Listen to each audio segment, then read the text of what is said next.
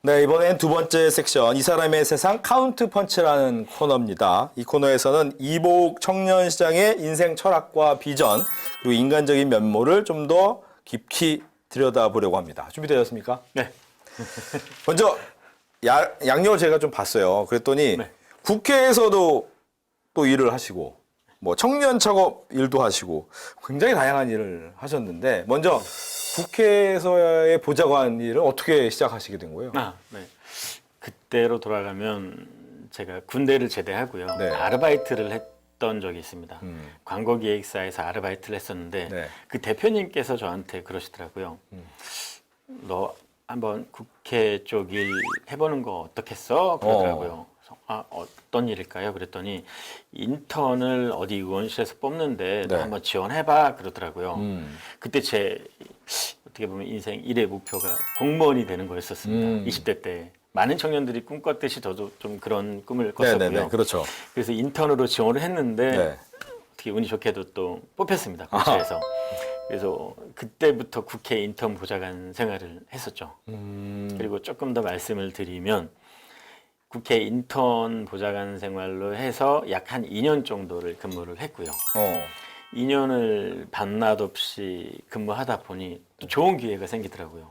2년 만에 제가 7급으로 임용이 됐습니다. 인턴에서요. 그리고 또 1년이 지나고 6급으로 임용이 되고요. 빨리 올라가는. 예, 굉장히 열심히 노력한 것도 있었지만 제가 이제 같이 일했던 국회의원님께서도 많이 좀 좋게 봐주신 것 같습니다. 그래서 좀 빨리 승진을 했던 그런 기억이 있고요. 그게 18대였습니다. 예. 18대 국회에서 어떻게 보면 빠른 시간 내에 원하던 공무원도 되고 네네, 맞습니다. 그리고 승진까지 경험을 하셨군요. 그런데 갑자기 또 창업 활동으로 방향을 바꾸셨어요? 네. 계기가 있었습니까? 제가 18대 국회를 지내고요. 네. 국회의원님이 불출마 선언을 하셨어요. 네. 그래서 그 불출마 선언을 하시면서 저도 한 달 정도 혼자 배낭여행을 유럽으로 갔다 왔습니다. 갔다 와서 내가 천직이라고 생각했던 이 국회의원 보좌관직에 대해서 고민을 많이 했었습니다. 왜 고민을 했었냐면 그때 당시에 전 지역보좌관 쪽이었고요. 대한민국 국회 18개 상임위의 업무를 많이 경험해 보지 못해서 6급이었는데 다른 의원실에서는 상임위 경험이 없는 저를 6급으로 채용하기가 굉장히 부담이 있었던 거죠. 아하. 그래서 제가 어떻게든 다시 입성해야겠다 해서 입법 보조라고 해서요. 네. 비용을 받지 않는 그런 보좌직이 있습니다. 그래서 입법 보조로 해서 광주 출신의 의원님의 그 의원실로 들어갔죠. 서울로 상경을 해서요. 그렇게 해서 이제 의정 활동하는데 보조하면서 했었는데 그때 알던 이제 회계사 선배가 저한테 제안을 했었습니다. 지역에서 회계사 사무실을 하는데 나하고 같이 파트너로서 뭐 회계 업무 해보지 않을래 그러더라고요. 어떻게 제 천직이라고 생각했던 의원 보좌관직에서 뭐 때문에 그랬는지 모르겠는데 한번 해보자. 새로운 도전 한번 해보자 해서 그냥 그 순간에 결정한 것 같아요. 예 선배님 같이 한번 해보겠습니다 하고 그렇게 해서 같이 내려와서 회계 업무를 하기 시작했습니다. 네. 제가 회계사나 세무사도 아닌데 그리고 회계사 선배와 함께 기업의 회계나 세무를 하다 보니 기업을 도와줄 수 있는 길이 열리더라고요. 기업은 회계, 세무가 꼭 들어갑니다. 그렇게 하다 보니 제가 창업 지원과 관련해서 기업들을 도와줄 수 있는 길이 열린 것 같습니다. 전혀 새로운 일로 가겠다라고 마음먹게 된 계기는 뭐였습니까? 그때 아마 제가 계속 회계 쪽으로 오지 않았으면 지금도 아마 보좌관 생활을 하고 있었을 것 같습니다. 근데 그때 나이가 30대 중반이었고요. 중반에서 이때 새로운 도전을 하지 않으면 나한테 새로운 기회가 없을 것 같다는 좀 생각이 들었습니다. 그래서 새로운 도전을 한번 해보자 해서 내려왔는데 그 도전이 잘 먹힌 것 같습니다. 왜냐하면 국회에서 입법이라던가 어떤 의정활동 그리고 기업 회계 세무 이런 활동들이 다 같이 버무려지더라고요.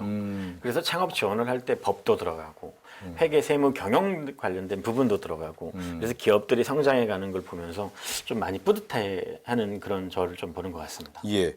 근데 보니까 워크홀릭이라고 할 만큼 일을 많이 하셨는데 네네. 근데 문제는 일에 후유증이 또 생기셨더라고요. 네. 지금도 그 부분에 있어서 저는 후회는 하지는 않는데요. 제가 이제 2020년인가 19년인가요? 그때 위암 판단을 받았습니다. 2020년이었 얼마 되지 않았습니다. 네네. 그래서 직장 건강 검진을 하는데 위에 암세포가 있다고 하더라고요. 그래서 큰 병원에 가봐라. 그래서 큰 병원에 이제 서울대병원이라던가 이런 병원들을 가봤죠. 그래서 위암 수술을 했고요. 그 후에 약 한 또 1년 정도 지나서 귀가 좀 안 들리더라고요. 예, 귀가 좀 또 안 들리길래 뭐가 문제가 있나 병원에 갔더니 또 큰 병원에 가버려요. 근데 큰 병원만 가면 좀 두려워집니다. 네. 큰 병원에 가서 사진 찍고 했는데 청신경에 종양이 있다고 종양을 제거해야 된다고 하더라고요. 그러면서 그 종양을 제거하면서 인공아어라는 수술을 해서 네. 기계의 도움을 받고 소리를 듣고 있습니다. 그 의사 선생님도 그렇지만 간호사 선생님, 매핑 선생님들이 너무 환자를 너무 잘 챙겨주는 거예요. 환자보다 환자를 더 걱정해주는 거예요. 그래서 제가 그런 부분을 인터뷰에 이제 다 있는 그대로 말씀을 드리고 그 매거진에 나왔죠. 그랬더니 그 병원에서는 저만 가면은 되게 좋아하세요. 병원에 이제 핵 인싸가 됐습니다. 네. 뭐 이렇게 웃으면서 얘기를 하시지만 네. 솔직히 이제 뭐 위암이라는 큰 병도 걸려서 수술하시고 귀가 들렸다가 안 들리는 건 좀 다른 삶인 거잖아요. 네. 이제 그 삶을 느끼면서 혹시 이거 진짜 나한테 너무 힘든 일 아니야? 정말 힘들었습니다. 지금도 사실 굉장히 힘듭니다. 왜 힘드냐면 위암 수술을 한 걸로 인해서 제가 90kg였는데 70kg까지 빠졌었습니다, 살이. 지금은 좀 다시 많이 먹고 해서 다시 원래대로 몸무게가 돌아왔는데요. 소화가 잘 되지 않습니다. 그래서 일반인보다 굉장히 위에 부담이 좀 많은 부분이 하나 있고요. 그 부분보다 또 좀 큰 게 안 들리는 부분인데요. 보통 우리들이 저녁에 뭐 회식을 한다거나 식당에 가서 식사를 하지 않습니까? 네. 저는 그러면 굉장히 큰 소음에서 밥을 먹습니다. 예, 이 기계가요. 소리를 거르지를 못합니다. 모든 소리를 다 받아들입니다. 인체 신비가 대단한 거죠. 우리가 그 시끄러운 공간에서도 귓속말로 하면서 대화가 되잖아요. 네. 이게 모든 소리가 다 기계를 통해서 이 시스템 자체가 소리를 전기 신호로 바꿔서 뇌에 전달하는 형태다 보니 좀 걸을 수 있는 장치가 없습니다. 그래서 모든 소리가 다 있어서 제가 모임도 많이 했었는데 그런 모임들을 좀 차츰차츰 안 하게 되더라고요. 그러면서 진짜 한때 포기하고 싶다는 생각도 많이 들었었고 지금도 생각하면 굉장히 힘들지만 그래도 나름 즐겁게 좋게 생각을 하면서 살아가려고 노력을 많이 하고 있습니다. 예. 포기하지 않았던 이유는 뭡니까? 아무래도 가족이겠죠.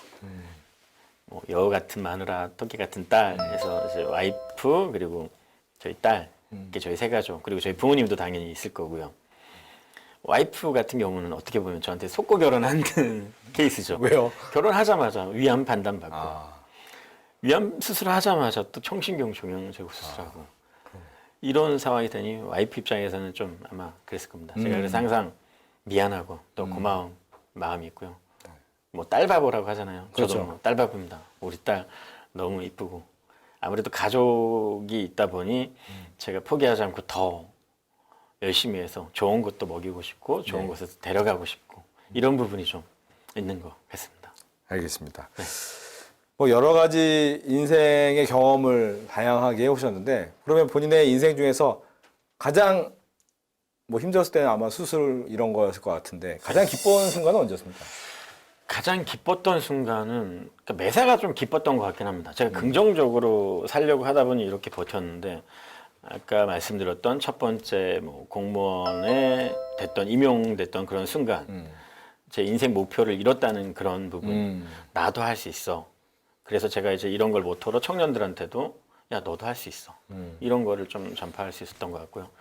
그리고 두 번째는 아무래도 우리 딸아이 태어났을 때 와이프도 되게 고생 많았고요. 제가 딸아이가 태어나고 계속 병치레에 있다 보니 와이프가 저 뭐 병수발도 해야 되고 육아도 해야 되고 이제 그런 부분이 있어서 굉장히 미안하면서 또 좀 고마운 부분이었는데 그래서 아마 더 기분 좋고 어떻게 보면 이게 제일 첫 번째일 수도 있겠지만 시간적인 부분으로 봤을 때는 제가 결혼 전에 공무원 임용됐을 때, 그리고 두 번째 우리 딸아이가 태어났을 때인 것 같습니다. 네.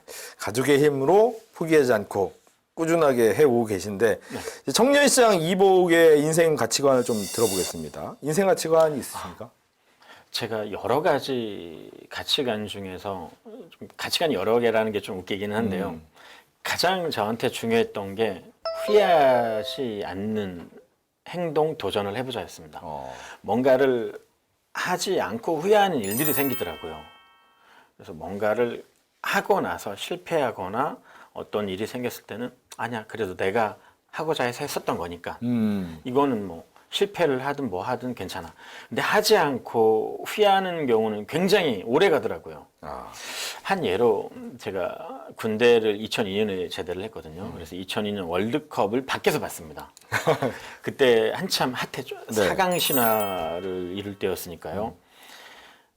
그때 4강 전에 어떤 국가와 A매치 국가전을 했는지 기억은 좀 잘 안 나는데 길거리 응원이 한참 또 그때 핫했습니다. 네. 그래서 그 길거리 응원을 친구들하고 같이 나간의 만회를 고민하는 때였거든요. 좀 약간 어색하기도 하고. 그렇죠. 예. 근데 아니야. 그래도 나가보자. 아니야. 분명히 결승까지 갈 거니까 2강까지 가자. 그 갈림길이 있었어요. 네. 그래, 한번 가자 그래도. 그래서 친구들하고 나름 그때 당시 붉은 악마라고 하죠. 얼굴에 태극기도 그리고 맞아요. 빨간색 티도 입고 친구들하고 나갔습니다.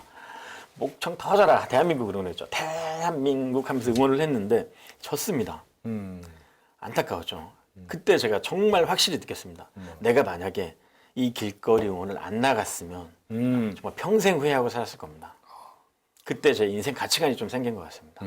뭐든 일단 후회할 것 같은 그런 일들은 뭐든 해보자. 네. 해보고 나서 후회하든 뭐 그러자. 이런 좀 가치관이 생긴 것 같습니다. 그렇군요. 만약 그때 안 갔으면 졌으면 결승 때 못 간 거니까. 못 간 거죠. 그러면 전 평생 전체에 한이 됐을 겁니다. 그렇죠. 네. 알겠습니다. 그렇다면 지금의 나를 만든 것은 예를 들면 사람일 수도 있고 책일 수도 있고 경험일 수도 있는데 어떤 게 있을까요? 지금의 저를 만든 건 뭐 저도 책을 좋아하기는 하지만 사람이었던 것 같긴 합니다. 우선 사람에 대해 동기부여가 좀 강하게 됐던 것 같고요. 뭔가 어렸을 때는 어떤 성공한 사람들의 인생을 모티브 삼아서 저도 성공해보고 싶다는 그런 목적, 그리고 어느 정도 이제 가족을 부양해야 될 그런 시기가 오니까 제가 부양해야 될 사람들에 대한 책임감 같은 부분이죠. 그런 부분이 저한테 좀 동기부여가 된 것 같습니다. 그게 좀 컸던 것 같습니다. 그래서 우리 가족 좀 뭔가 좋은 거 먹고 네. 좋은 곳 가고 그런 부분이 저한테 좀 큰 모티브가 된 것 같고요. 앞으로도 좀 더 큰 동기부여가 되지 않을까 싶습니다. 그런 부분들이요. 역시 가족, 네, 사람이 맞습니다. 네, 큰 가족 사람이. 동기였다. 근데 보니까 청년들의 키다리 아저씨다라는 별명이 있던데 본인이 청년 시절에 어땠습니까? 나를 도와주는 키다리 아저씨가 있었나요? 네, 또 맞습니다. 저도 인복이 있는 것 같습니다. 정말 각각의 어떤 키다리 아저씨 분들이 있었는데 네. 뭐 아까 얘기했던 국회라는 일을 처음 경험을 하기 전에 알려주신 뭐 기획사의 대표님이라던가 어떻게 보면은 제가 지금 빠른 승진을 하기도 했지만 저를 믿고 일을 맡겨주신 뭐 국회의원 분들 그리고 저한테 새로운 어떤 업무 회계라는 부분에 있어서 제안을 해줬던 회계사 선배 그리고 또 제가 창업 지원과 관련해서 처음 시작을 한 게 또 이 부분에 있어서도 과거 보좌관 시절 알던 보좌관 선배가 이러이러한 창업 지원 업무가 있는데 너 한번 지원해볼래? 해서 그때도 그런 분들의 어떤 리딩? 끌어주심이 있었기 때문에 제가 여기까지 오지 않았나 그런 생각이 듭니다. 네. 그래서 키다리 아저씨라는 별명은 만족스러우십니까? 너무 가분하죠. 너무 가분합니다. 제가 그런 별명이 생기고 나서 더 열심히 안 할 수가 없겠더라고요. 네, 그들의 키다리 아저씨가 되는 게 쉽지는 않은 길이지만 그런 별명을 어떻게든 제가 최선을 다해서 청년들이 좋은 길로 가고 뭔가 더 좋은 일들이 생기는 그런 일이 생겼으면 좀 좋겠습니다. 알겠습니다. 아까 전에 딸바보, 딸자랑도 하셨는데 네. 딸이 자라서 어떤 청년이 되면 좋을까? 제가 몸이 좀 이상해지다 보니 뭐첫 번째도 건강, 두 번째도 건강이라고 건강하게 자라줬으면 좋겠고요. 네. 제가 병원을 자주 다니다 보니까요. 병원에 아이들이 아픈 아이들이 굉장히 많습니다. 제가 이쪽 세브란스나 이쪽에 귀 때문에 병원에 가도 정말 어린 아이입니다. 어린 아이들이 이 기계를 달고 다니는 거 보면 굉장히 마음이 아파요. 자연의 소리도 못 듣고요. 그래서 좀 건강하게 자랐으면 하는 부분이 가장 먼저고요. 두 번째는 누군가를 돕는 역할을 했으면 좋겠습니다. 뭐 여러 가지 분야에서 도울 수 있겠죠. 의료계라던가 아니면 뭐 저처럼 창업 지원이라던가 아니면 어떤 교육 같은 걸 통해서 어떤 교육을 지식을 전파한다거나 그렇게 해서 좀 남을 도울 수 있는 존경받는 그런 청년이 됐으면 좋겠습니다. 우리 딸이. 알겠습니다. 예. 만약이라는 건 없지만 만약 인생을 다시 한번 살 수 있다. 그러면 어떤 일을 하고 싶습니까? 좀 생각을 많이 하게 되는데요.